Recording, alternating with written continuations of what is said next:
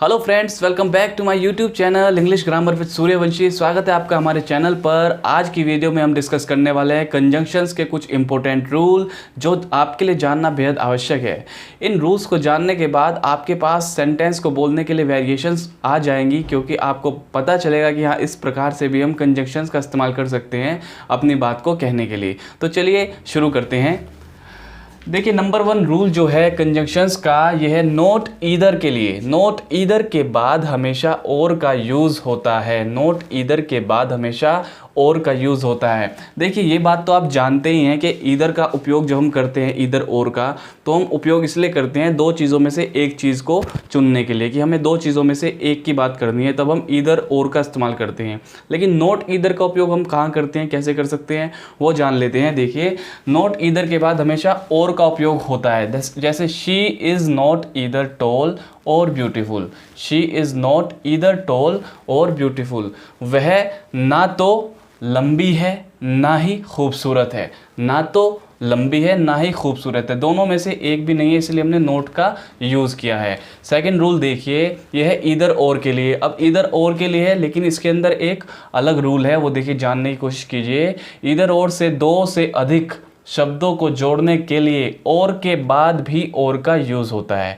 क्या मतलब है कि और के बाद भी और का यूज़ होता है? देखिए, his beloved gave him either a watch और अ पेन और अ मोबाइल। देखिए, आप सिर्फ इतना ही जानते हैं ईदर के बारे में, अगर आप नहीं जानते इन रूल्स को, ठीक है। His beloved gave him either a watch और अ पेन, बस खत्म सेंटेंस। लेकिन अगर तीसरी चीज़ की बात हो रही हो, तीसरी वस्तु की बात हो रही हो, जैसे यहाँ पर मोबाइल की बात है, तो हम क्या यूज़ करें, नोर यूज़ करें या और यूज़ करें? क्योंकि बेसिकली लोग क्या करते हैं, उसमें नोर यूज़ कर देते हैं, लेकिन नोर का उपयोग नहीं करना है, वो रूल के खिलाफ है। रूल बिल्कुल कहता है कि आपको और के बाद और का इस्तेमाल कर सकते हो आप, ठीक है। जैसे इसमें क्या गया है, his beloved gave him either a watch और अ पेन और अ मोबाइल। ये जो और है, इसका इस्तेमाल हमने किया है, ना कि नोर का।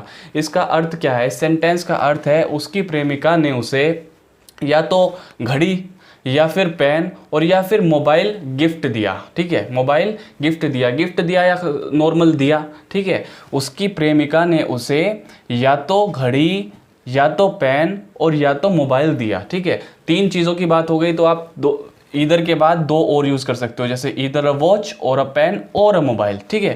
थर्ड रूल को देखिए, नीदर नोर से, ये नीदर नोर से रिलेटेड है। नीदर नोर से दो से अधिक शब्दों को जोड़ने के लिए नोर के बाद नोर का यूज़ होता है। क्या अर्थ है इसका? ये भी बिल्कुल इसी की तरह है। अगर इसमें भी शब्द ज़्यादा आते हैं तो आप कैसे यूज़ करेंगे? जैसे her lover is neither intelligent NOR laborious, इतना आप पढ़ते हैं, लेकिन अगर एक और वस्तु या एक और क्वालिटी की बात होती है तो आप कैसे यूज़ करेंगे नीदर नोर का?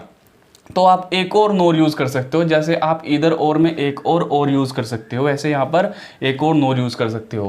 बेसिकली क्या करते हैं लोग, नोर की जगह पर और यूज़ कर देते हैं, क्योंकि सेंटेंस को अगर आप आसानी से देखेंगे, यानी कि नॉर्मली वे में देखेंगे, तो आप सोचेंगे यहाँ और ही लगना है, लेकिन नहीं, रूल कहता है कि नोर लगा सकते हो आप, तो नोर लगाइए, बिल्कुल लगाइए नोर। इसका अर्थ है her lover is neither intelligent NOR laborious NOR honest.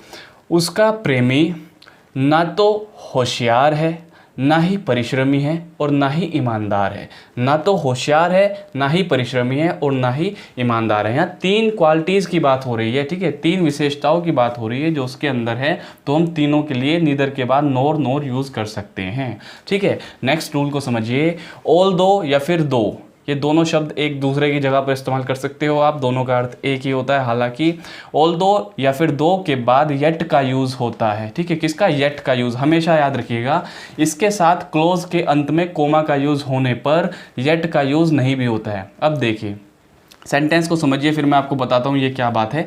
Although he is poor yet he is honest. हालांकि वह गरीब है फिर भी वह ईमानदार है। हालांकि वह गरीब है फिर भी वह ईमानदार है। अब देखिए, इसको कहने के तीन तरीके हैं आपके पास। या तो आप खाली इस तरह कीजिए, although he is poor yet he is honest, ये बिल्कुल सही है। या फिर आप कोमा लगा दीजिए, although he is poor yet he is honest, ठीक है, इस तरफ बनेगा। या फिर आप येट को हटा दीजिए, येट को आप हटाओगे तो सिर्फ कोमा लगेगा। मान लीजिए अब ये ऐसे है, although he is poor he is honest. जो पहली हमारी क्लोज है ही इज़ पुअर वाली, इसके बाद आप येट के साथ कोमा यूज़ कर सकते हो, ठीक है, फिर भी के लिए, या फिर आप खाली कोमा यूज़ कर सकते हो, या फिर आप कोमा और येट दोनों को आपस में यूज़ कर सकते हो। ठीक है, जैसे मैंने पहले आपको करके बताया था, आप ऐसे भी यूज़ कर सकते हो येट और कोमा।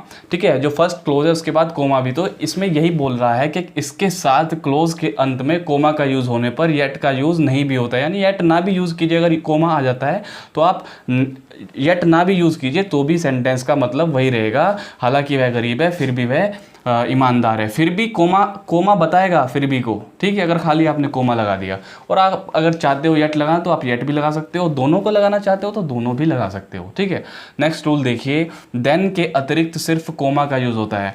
ये जो हमारी प्रपोजिशन है देन, इसके लिए क्या, सॉरी, ये जो हमारी कंजंक्शन है इसके लिए हम कैसे यूज़ करते हैं, देखिए, if you come here I will teach you. यहाँ पर देन है क्या, नहीं है। अगर तुम यहाँ आए, इफ़ यू कम हेयर, अगर तुम यहाँ आए, आई विल टीच यू, मैं तुम्हें पढ़ाऊँगा। फर्स्ट क्लोज ये हो गई, सेकेंड क्लोज ये हो गई। अब फर्स्ट क्लोज के बाद यहाँ पर कोमा है।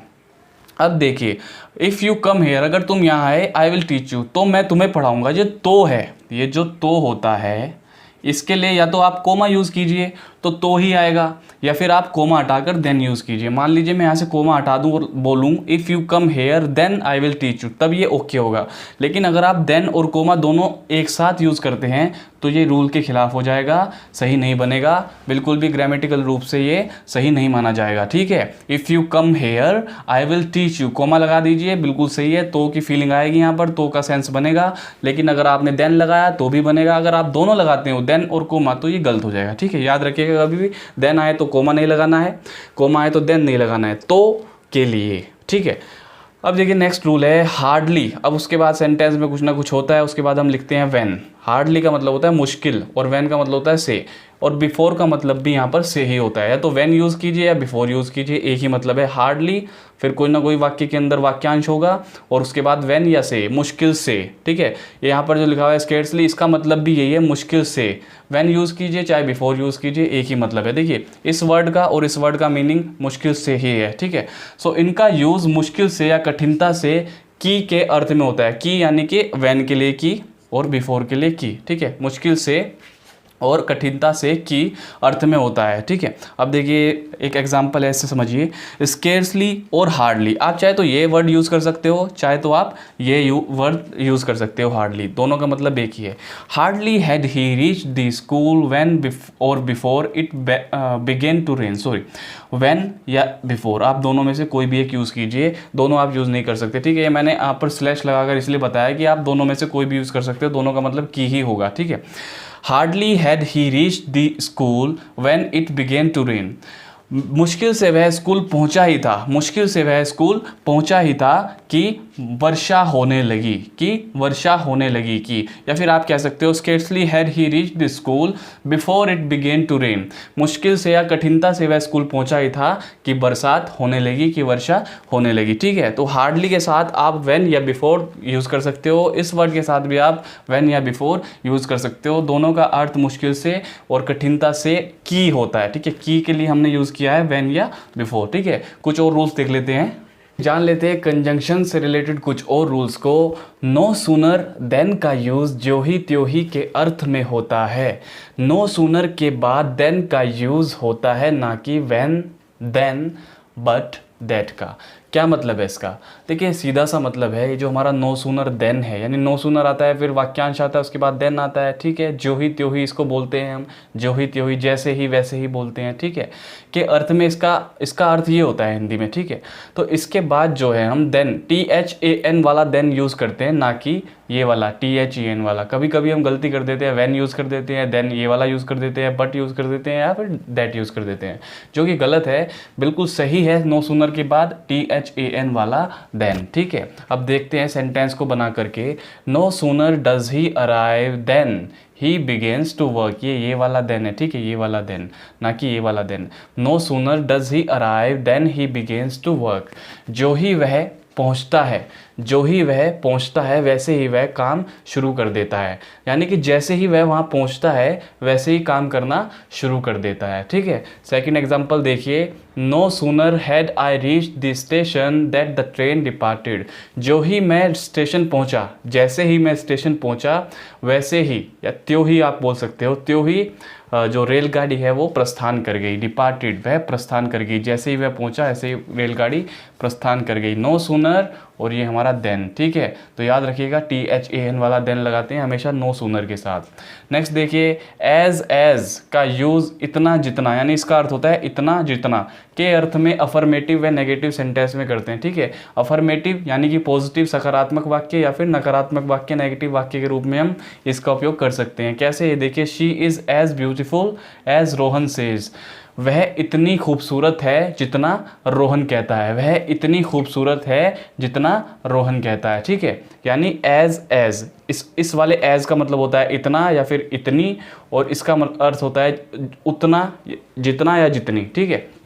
She is not as intelligent as Rohan, वह इतनी होशियार नहीं है जितना रोहन है, ठीक है। She is not as intelligent as Rohan, वह इतनी होशियार नहीं है जितना कि रोहन।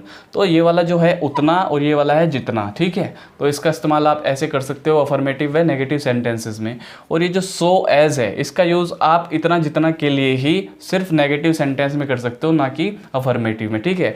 देखिए कैसे, Rani is not so dull as the teacher expected, Rani is not so dull as the teacher expected, यानी कि रानी उतनी मंद नहीं है, इतनी मंद बुद्धि नहीं है या फिर मंद नहीं है जितना, उतना वाला इतना हो गया। अब जितना के शिक्षक समझते हैं, जितना कि शिक्षक समझते हैं। As the teacher expected, Rani is not so dull, यानी कि वह उतनी मंद नहीं है, ठीक है। तो इसका उपयोग सिर्फ नेगेटिव में होता है, जबकि इसका उपयोग एज का उपयोग आप कर सकते हो नेगेटिव और पॉजिटिव दोनों में। 10th रूल देखिए, एज सो का यूज़ जैसा वैसा के अर्थ में होता है, ठीक है। इसका उपयोग होता है जैसा वैसा के अर्थ में। As you do so you get, बीच में कोमा आपको ज़रूर लगाना है। As you do so you get, जैसा तुम करते हो वैसा तुम पाते हो, जैसा तुम करते हो वैसा तुम पाते हो, एक्शन का रिएक्शन होता है, ठीक है। सो हम एज सो का इस्तेमाल कर सकते हैं जैसा वैसा के अर्थ में, ठीक है। सो दैट का यूज़ इतना की के अर्थ में पॉजिटिव या नेगेटिव सेंटेंसेस में हो सकता है। देखिए जो सो दैट है, आप इन कंजंक्शन का इस्तेमाल कर सकते हो किसके अर्थ के लिए, इतना की के अर्थ के लिए, जबकि सिर्फ पॉजिटिव और नेगेटिव सेंटेंसेस में। कैसे, देखिए, he is so weak that he can't walk, he is so weak that he can't walk, वह इतना कमज़ोर है कि वह चल नहीं सकता, वह इतना कमज़ोर है कि वह चल नहीं सकता, ठीक है। She is so beautiful that every boy is ready to marry her, वह इतनी खूबसूरत है कि प्रत्येक लड़का उससे विवाह के लिए तैयार है, प्रत्येक लड़का उससे विवाह के लिए तैयार है। शी इज़ सो ब्यूटीफुल, देखिए, so beautiful that every boy is ready to marry her, वह इतनी खूबसूरत है कि प्रत्येक लड़का उससे विवाह के लिए तैयार है, ठीक है। She is so beautiful that every boy is ready to marry her. तो ये कुछ 11 रूल्स मैंने आपको समझाए कंजंक्शन से रिलेटेड, जो आपके लिए काफ़ी फ़ायदेमंद साबित होंगे। और नेक्स्ट वीडियो में मैं कुछ और रूल्स ऐसे ही कंजंक्शन से रिलेटेड आपके साथ डिस्कस करूंगा, जो कि काफ़ी इंपॉर्टेंट हैं। उनको जानने के बाद आप आसानी से सेंटेंसेस को फॉर्म कर पाओगे, आसानी से सेंटेंसेस को बना पाओगे। तो मिलते हैं अब अपनी नेक्स्ट वीडियो में उन रूल्स के साथ। Thank you.